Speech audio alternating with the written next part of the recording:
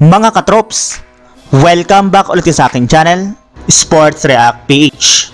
At ngayon nga ay pag-uusapan natin ang balitang naubos na nga po ang pasensya ng New Orleans Pelicans ngayong season sa kanilang kupunan. Pag-uusapan na rin nga natin dito sa ating panibagong video ang latest update sa pagkuha ng Los Angeles Lakers kay Jonas Valanciunas.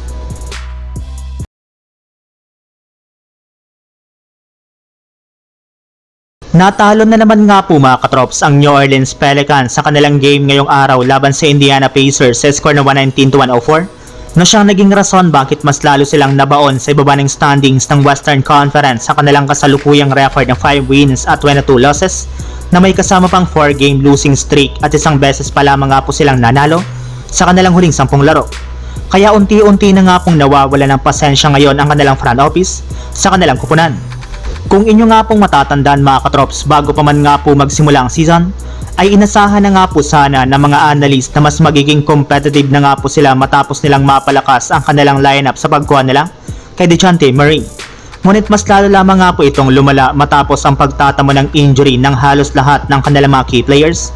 At dahil nga po sa pangyayaring ito ay open na nga po ang kanilang team ngayon sa pag-trade sa halos lahat ng kanilang mga players, maliban na lamang kina Herb Jones, Yves Messi, at si Trey Murphy III. Samantala, pumunta naman tayo sa ating sunod na pag-uusapan sa latest update sa pagkuha ng Los Angeles Lakers kay Jonas Valanciunas. Kahit man nga po mga katrops nanalo ang Lakers ngayong araw ay nananatili pa rin nga po sila sa ikasampu sa standings ng West na kanilang record ng 14 wins at 12 losses. May ilang mga analyst pa rin nga pong hindi nagustuhan ang naging performance ng Lakers sa huling mga minuto ng kanilang game dahil muntikan pa nga po sila dito makambakan. Kaya malinaw nga po na kailangan pa rin talaga nila na gumawa ng trade kahit ano man ang mangyari. Mas dumami na rin naman nga po ngayon ang mga manlalaro na naging available sa trade market na pwede nga po nilang makuha. Kagaya na lang ng matagal na nga po nilang target na si Jonas Valanciunas na official lang available sa trade market matapos payagan na ng NBA ang Washington Wizards na mai-trade ito ngayong season.